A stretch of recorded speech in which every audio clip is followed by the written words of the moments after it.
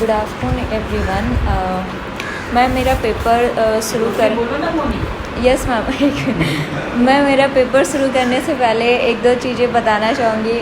जो टाइटल मैंने रखा उसके बारे में भी, और वो रिसर्च मैंने उस टाइम पे कैसे किया वो थोड़ा सा मेरे लिए बहुत कॉम्प्लिकेटेड हो गया था।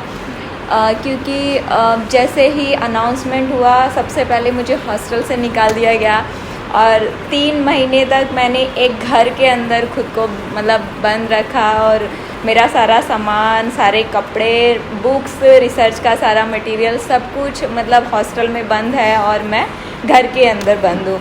सो अब मुझे नहीं समझ में आ रहा है कि मैं खुद को आगे बढ़ाऊँ या रिसर्च का काम आगे करूँ, क्या करूँ। एंड स्लोली मतलब धीरे धीरे फिर वो सब चीज़ें मतलब यूज़ टू होती गई। देन हॉस्टल में फिर बाकी लोगों को अलाउड किया गया, मुझे अलाउड नहीं किया गया। मुझे अलाउड किया गया पूरा 1 साल में 4 दिन कम था तो मुझे अलाउड किया गया हॉस्टल में वापस आना। एंड देन अब मुझे याद नहीं कि मैंने 1 साल पहले क्या रीडिंग की थी, क्या किया था, कुछ याद नहीं। देन उसके बाद फिर दोबारा से मैंने ट्रैक पकड़ना स्टार्ट किया। देन दोबारा लॉकडाउन लग गया और फिर से कहा गया कि आप जाइए यहाँ से। सो ये 1.5 साल पूरा मतलब 1.5-2 साल का जो जर्नी था वो थोड़ा सा डिफ़िकल्ट रहा बहुत ज़्यादा, मेंटली भी और फिजिकली मुझे इश्यूज़ बहुत ज़्यादा रहते हैं तो वो भी कंटिन्यू रहे। दैन उसके बाद मैंने थोड़ा काम स्टार्ट किया और इस जनवरी के एंड में लैपटॉप रीसेट और सारा डाटा लॉस। लेकिन फिर सर ने मुझे, अमर सर ने थोड़ा मोटिवेट किया कि डोंट वरी, आप काम करो, जो भी तुम्हें याद है, जो भी तुमने किया है उसको आगे बढ़ाओ। और चीज़ें हमेशा कुछ नया होता रहता है। सो अभी जो मेरा काम है मैं उसी पे कुछ बोलना चाहती हूँ। और मैंने मेरे इस पेपर को 4 भाग में डिवाइड किया है। पहला है विकलांगता की परिभाषा, एंड उसके बाद सेकंड है विकलांगों के प्रति विकसित सामाजिक राजनीतिक दृष्टिकोण, एंड थर्ड पॉइंट है सार्वजनिक नीतियों में विकलांगता, जिसको मैंने 4 भागों में बांटा और लास्ट में कंक्लूज़न। 20वीं शताब्दी के उत्तरार्ध के बाद से ही विश्व स्तर पर विज्ञान प्रविधियाँ, शल्य और चिकित्सा के क्षेत्र में जहां अभूतपूर्व विकास हुआ, वहीं पर सामाजिक ढांचे का स्वरूप विशेषकर तकनीक, आर्थिक एवं जनसांख्यिकी ढांचा जटिलताओं से जुड़ता चला गया। औद्योगिक नगरीकरण, परिवहन, यातायात की वृद्धि और अंतर्राष्ट्रीय स्तर पर जनसंख्या के आवासन प्रवसन के परिणाम स्वरूप विश्व में प्रत्येक समाज की भौतिक संरचनाएं बदलती गईं। विकास और विकासशील दोनों स्तर के समाजों में भौतिक, आर्थिक, सामाजिक और सांस्कृतिक क्षेत्र में परिवर्तन हुआ, लेकिन इन सब तथ्यों के बीच बढ़ती महामारियों और सीमित होते समावेश ने कहीं ना कहीं विकसित और विकासशील समाजों में ऐसे समुदाय वर्गों को हाशिए रेखा से पीछे धकेल दिया जो न सिर्फ आधुनिकता के दौर में पीछे रह गए बल्कि अपने अस्तित्व को विकास की सीढ़ी तक लाने की लगातार कोशिश करते रहे। और मेरा शोध कार्य ऐसे ही समुदाय वर्ग यानी विकलांगता पर केंद्रित है जो पिछले 3-4 दशकों से अपने अस्तित्व की लड़ाई लड़ रहा है। विकलांगता सब दुनिया की किसी भी देश या आबादी में होने वाली विशेष कार्यात्मक सीमाओं की एक बड़ी संख्या को सारांशित करता है। लोग शारीरिक, बौद्धिक या संवेदी दुर्बलता, चिकित्सा स्थितियों या मानसिक विकलांगता से विकलांग हो सकते हैं। ऐसी दुर्बलताएं, स्थितियां या बीमारियां स्थायी या अस्थायी प्रकृति की हो सकती हैं। विकलांगता शब्द का अर्थ समुदाय जीवन में दूसरों के साथ समान स्तर पर भाग लेने के अवसरों की हानि या सीमा है, जो विकलांग व्यक्ति या पर्यावरण के बीच संघर्ष को वर्णित करता है। इस शब्द का उद्देश्य पर्यावरण और समाज में कई संगठित गतिविधियों में कमियों पर ध्यान केंद्रित करना है। 1970 के दशक के दौरान विकलांग व्यक्तियों के संगठनों के प्रतिनिधियों और विकलांगता के क्षेत्र में पेशेवरों के बीच उस समय की शब्दावली के खिलाफ एक मजबूत प्रतिक्रिया थी। विकलांगता और अपंगता शब्द अक्सर अस्पष्ट व भ्रमित करने वाले तरीकों से उपयोग किए जाते थे, जिसने नीति निर्माण और राजनीतिक कार्रवाई के लिए खराब मार्गदर्शन दिया। इस प्रकार की शब्दावली एक चिकित्सीय या व नैदानिक दृष्टिकोण को दर्शाती है जिसने आसपास की सामाजिक बुराइयों और कमियों को नज़रअंदाज किया। 1980 में विश्व स्वास्थ्य संगठन ने विकलांगों क्षीणों और अपंगों के लिए एक अंतर्राष्ट्रीय वर्गीकरण को अपनाया, जिसने बहुत निश्चित और समावेशी दृष्टिकोण का सुझाव दिया।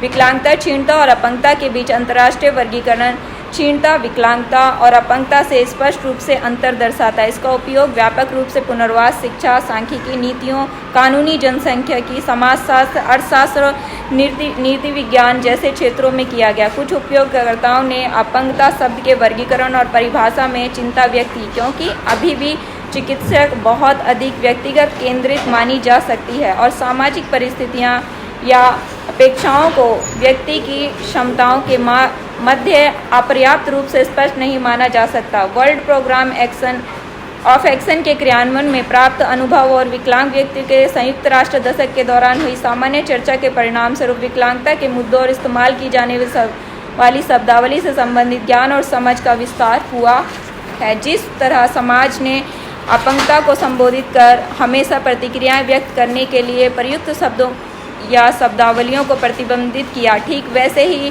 विकलांगता, अपंगता और अक्षमता जैसे शब्दों ने समाज से हमेशा प्रतिक्रियाओं की मांग की और ये विचार प्रतिक्रियाएं विकलांगों के प्रति हमारे दृष्टिकोण और धारणाओं को दर्शाते हैं। पिछले 3-4 दशकों में कानून में बदलाव और परिणाम स्वरूप समाज में विकलांग लोगों के प्रति दृष्टिकोण, जिस तरह वे समाज में भाग लेने में सक्षम हुए, उससे विकलांगों के साथ व्यवहार के तरीके में बदलाव का अनुभव किया गया। कुछ समय पहले तक विकलांग व्यक्ति को लंगड़ा, अपंग, मंदबुद्धि, अयोग्य या कलंक के रूप में संदर्भित करना सामाजिक रूप से स्वीकार्य था। अपंग व्यक्ति के विपरीत विकलांग व्यक्ति शब्द का उपयोग करके भाषा के निहितार्थ महत्व को अच्छी तरह से समझा जा सकता है। पहला शब्द विकलांगता पर जबकि दूसरा व्यक्ति पर जोर देता है। इसका मतलब प्रथम व्यक्ति शब्दावली भाषाई रूप के उपयोग की पुष्टि कर दर्शाता है कि विकलांगता की तुलना में व्यक्ति अधिक महत्वपूर्ण है। विकलांगता की व्यवस्था का वर्णन करने के लिए अधिक मानवीय शब्दों का प्रयोग कर सामाजिक दृष्टिकोण और सार्वजनिक धारणा में सामान्य परिवर्तन को दर्शाता है। आमतौर पर प्रयोग किए जाने वाले शब्दों में परिवर्तन से क्रांति नहीं ला सकते, परंतु ऐसे शब्द विकलांगों के प्रति धीरे धीरे विकसित हो रहे सामाजिक दृष्टिकोण को प्रतिबिंबित और संदर्भित करते हैं। किसी भी समाज में स्थिर दुर्बलता सांस्कृतिक और सामाजिक होने के साथ साथ रचित आकृति भी होती है। इसका मतलब यह है कि सामाजिक और सांस्कृतिक आयामों का आकार दुर्बलता को कैसे समझता है और कैसे उसके प्रति प्रतिक्रियाएं देता है। साथ ही वे इसे भी प्रभावित करते हैं कि किसी विशेष समाज में एक विकलांग व्यक्ति की क्या प्रतिक्रियाएं होंगी। इसलिए व्यक्ति, समुदाय और दुनिया का साझा प्रतिनिधित्व क्षीणता की परिभाषा, पहचान और सामाजिक प्रतिक्रियाओं को प्रभावित करता है। इन आयामों के आधार पर क्षीणता कुछ शब्दों और परिभाषाओं जैसे असामान्य, विकलांग, अपंग या अपूर्ण को जन्म देती है, जो विकलांगों के प्रति समाज के नजरिए को दर्शाता है। इस तरह से एक विकलांग व्यक्ति को कभी पुराने ग्रीक समाज में सनकी या राक्षस के रूप में माना जाता था या पश्चिमी प्राचीन समाज में अपंग या अशक्त के रूप में देखते थे। आज उन्हें समकालीन एंग्लो सैक्सन में विकलांग व्यक्ति या विकलांगता से ग्रस्त व्यक्ति के रूप में उपयोगी समझा जाता है या समकालीन फ्रांसीसी में एक अपंग व्यक्ति के रूप में देखा जाता है। इस प्रकार इसका सामाजिक, राजनीतिक, चिकित्सक, धार्मिक, नैतिक आदि व्यवहारिक भिन्न हो सकता है। हालांकि विकलांगों को अभी भी दैनिक जीवन के कई पहलुओं में काफ़ी पूर्वाग्रहों का सामना करना पड़ता है, जैसे कि कई अलग अलग सामान्य अनुभवों से पता चलता है कि पूर्वाग्रहों का कलंक और सामाजिक रवैये की विकलांगता का असली कारण है। यह मानवीय प्रजातियों की शारीरिक प्रकृति, सामाजिक सांस्कृतिक परिवर्तनशीलता और सांस्कृतिक घटना का हिस्सा है जो हर मानव संस्कृति में मौजूद रही है। पिछले 2-3 दशकों के दौरान सामाजिक आर्थिक विकास हासिल करने, लोकतांत्रिक मूल्यों के लिए व्यापक समर्थन को बढ़ावा देने और दुनिया भर में सरकारें, सामाजिक संस्थानों और नागरिक समाज के बीच सहयोगात्मक संबंधों को मजबूत करने में लगातार प्रगतिशील हुई हैं। हालांकि इस तरह असमानता और बहिष्करण न केवल जारी है बल्कि दुनिया के कई हिस्सों में, देशों के अंदर और बाहर दोनों जगह फैला हुआ है। कई समाज क्षैतिज व लामबंदित दोनों तरह से नकारात्मक सामाजिक परिस्थितियों का सामना कर रहे हैं, जैसे कि असमानताओं का बढ़ना, कुछ समूह या समुदायों का हाशिए पर जाना आदि। सेकंड पॉइंट है विकलांगों के प्रति सामाजिक दृष्टिकोण। कई प्रसिद्ध हस्तियां अपंगता का शिकार हुई। ऐतिहासिक रूप से देखें तो विकलांगों के साथ क्रूर व्यवहार किया जाता था, लेकिन विज्ञान की प्रगति के साथ ही विकलांगों की पहचान, मानदंड शिक्षा, अनुसंधान, उपचार, पुनर्वास और कानूनी सुरक्षा आदि विकसित की गई। हालांकि अभी भी विकलांग व्यक्तियों को भारी गलतफहमी और भेदभाव की समस्याओं का सामना करना पड़ता है, जिसमें वास्तविक प्रगति हुई और होती रहेगी। विकलांग व्यक्तियों को वर्णित करने के लिए उपयोग की जाने वाली स्वीकृत शर्तों से सामाजिक दृष्टिकोण में परिवर्तन परिलक्षित होता है। परिवर्तन व्यक्ति की क्षीणता के साथ तुलना करने से लेकर उसके क्षीणता के रूप में वर्णित करने तक रहा। वह सार्वजनिक नीतियाँ, सामाजिक दृष्टिकोण, विश्वासों और सार्वजनिक धारणाओं का परिणाम है तथा इतिहास से यह स्पष्ट हो जाता है कि विकलांगों से संबंधित सार्वजनिक नीतियों के विकास ने सदियों से विकलांगता को एक संपूर्ण शरीर होने के मिथक से संबंधित तौर पर प्रभावित किया है।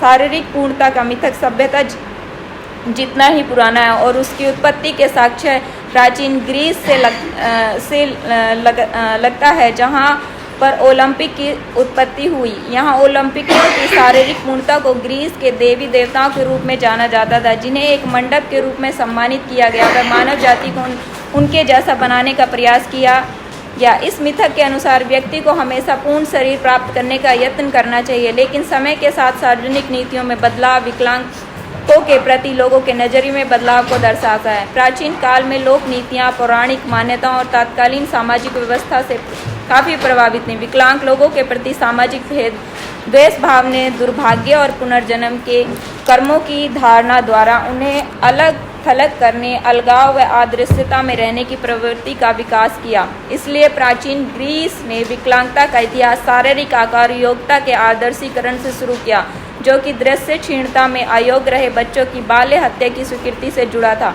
दुर्बलता के भय की पुष्टि बाइबल से किए गए उदाहरणों से स्पष्ट होती है, जो सुझाव देती है कि पुनर्जन्मों के पापों का दंड है। सेंट अगस्टीन से लेकर मार्टिन लूथर तक सभी मध्यकालीन मौलवियों की सतत पंक्तियों द्वारा परिवर्तनशील या शैतान द्वारा प्रतिस्थापित अमानवीय प्रणालियों के रूप में विकलांग बच्चों की निंदा नकारात्मक तस्वीर को स्पष्ट करती है। शरीर द्वारा अनिवार्य रूप से बुराई करने के व्यवहार को ईसाई धर्म में शारीरिक आत्मा को तलाक देता था। हालांकि शरीर आत्मा को रखने के लिए है, ताकि हम शरीर को एक मंदिर के रूप में माने जिसे पवित्र किया जाना चाहिए। सॉरी, थोड़ा बड़ा है। ओके, मैं स्किप करती हूँ। मैं थर्ड पॉइंट बताती हूँ, सार्वजनिक नीतियों और विकलांगता, जिसमें मैंने इसको 4 चरणों में बांटा है। सर्वाइकल ऑफ द फिटनेस के सिद्धांत पर आधारित उन्मूलन का चरण, सेकंड है दान कार्य के रूप में देखभाल और संरक्षण का चरण, और थर्ड है चिकित्सा, पुनर्वास और व्यावसायिक प्रशिक्षण, और फोर्थ है सामाजिक आत्मसात। मैं थोड़ा थोड़ा कोशिश करती हूँ कि सबके बारे में बता दूँ आप लोगों को, लेकिन लास्ट में हमारा जो अभी का प्रेजेंट जो ढांचा है, या फिर ये कह सकते हैं कि प्रेजेंट में जो चीज़ों को हम देखते हैं वो मेनली दो बेसिक चरण पे ही है, एक सामाजिक ढांचा और एक चिकित्सा पद्धति। मतलब कहने का ये है कि जो चिकित्सा प्रणाली है वही सबसे ज़्यादा मेन अभी तक जो विकलांगता को देखने में या विकलांग पर्सन को देखने में या सोसाइटी में उसके पार्ट को देखने में रखी गई है। मैं बस वही अभी बता के फिर कंक्लूड करूँगी, क्योंकि मेरे पास टाइम नहीं है बहुत सारी चीज़ों को रीड आउट करने का। पुनर्जागरण के युग के उदय के साथ विकलांगता की सामाजिक धारणा का तीसरा चरण शुरू होता है। यद्यपि पुनर्जागरण के दौरान विकलांगों की स्थिति में पर्याप्त सुधार नहीं हुआ, वह आदर्शवादी से यथार्थवादी विचारधारा के स्थानांतरण के दौरान बड़े बदलाव हुए, जिन्होंने विकलांगों के संरक्षण और पुनर्वास की नींव रखी, जिसमें राज्यों ने महत्वपूर्ण भूमिका निभाई। वैसे पुनर्जागरण के युग ने विविध क्षेत्रों, विशेष रूप से सामाजिक, आर्थिक और आध्यात्मिक जागृति के साथ साथ चिकित्सा उन्नति में क्रांतिकारी परिवर्तन लाया। इस चरण की विशेषता चिकित्सा पुनर्वास और सामाजिक पुनर्वास की बढ़ती चिंता के माध्यम से विकलांगों को शिक्षा और व्यावसायिक प्रशिक्षण प्रदान करना था।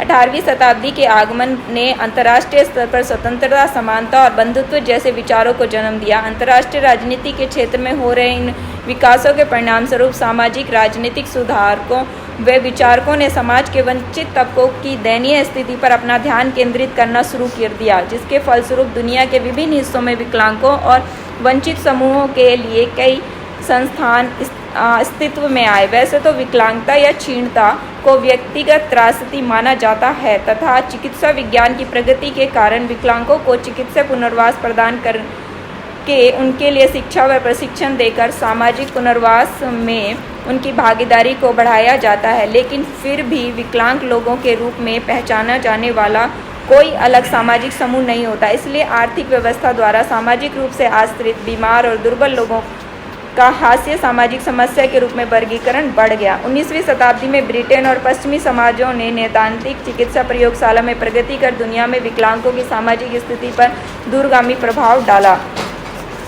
और इसके अलावा जो लास्ट मैंने वो पूरा नहीं बताया, इसके अलावा जो लास्ट था आत्मसात करने का चरण, जो जिसके बारे में मैं बस थोड़ा सा बता के कंक्लूड करूँगी। द्वितीय विश्व युद्ध के बाद संयुक्त राष्ट्र के संगठन के साथ विकलांग व्यक्तियों के मानवाधिकारों के मुद्दे पर जागरूकता बढ़ी और विकलांगता को समझना व अवधारणा बनाने में एक नया आयाम लाया गया।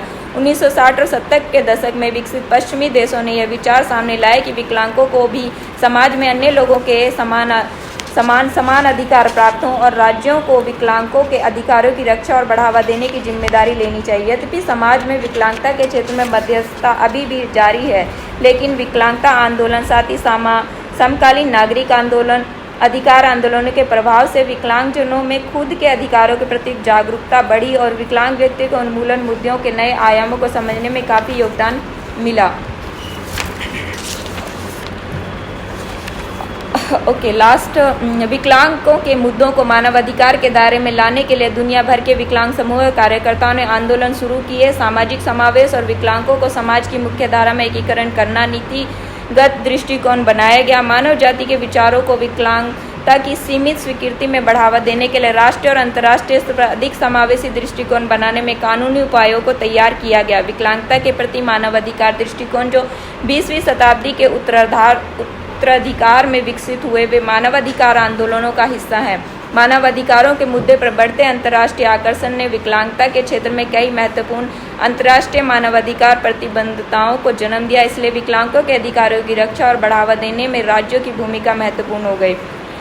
जब हम लोग अन्य बनाते हैं तब हमें उन्हें अनुभव के विषयों के रूप में मानने के बजाय अपने अनुभव की वस्तुओं के रूप में समूहित करते हुए मुख्य किसी चीज़ के प्रतीक के रूप में देखते हैं। लेकिन कई बार हम उन्हें स्वीकार करते हुए डरते हैं, वह उनके लिए योजनाएं बनाते हैं। सामान्य लोगों के लिए विकलांग और खतरनाक असाध्य बीमारियों से ग्रस्त लोग जो बीमारी को नियंत्रित करने में विफल, अपूर्ण, हर प्रकार की कमजोरी, दर्द व मृत्यु के प्रति सभी की संवेदनशीलताओं का प्रतीक होते हैं। इसलिए अक्सर सबसे कठिन बाधाएं अन्य लोगों के नज़रिए में विकलांग लोगों के संबंध को दूर कर देती है। समाज में व्यवस्थित विकलांग व्यक्तियों के खिलाफ लगातार अंतर्निहित भेदभाव उनसे संबंधित मुद्दों की मानवीय समझ के लिए समर्पित समय सीमाओं को पैदा करता है। विकलांगों को हर दिन रोजमर्रा की बाधाओं का ही नहीं बल्कि शारीरिक पूर्वाग्रह की, संस्थागत बाधाओं की प्रणाली का भी सामना करना पड़ता है। इस प्रकार अगर कहा जाए तो विकलांग समाज द्वारा निर्मित होती है। Thank you.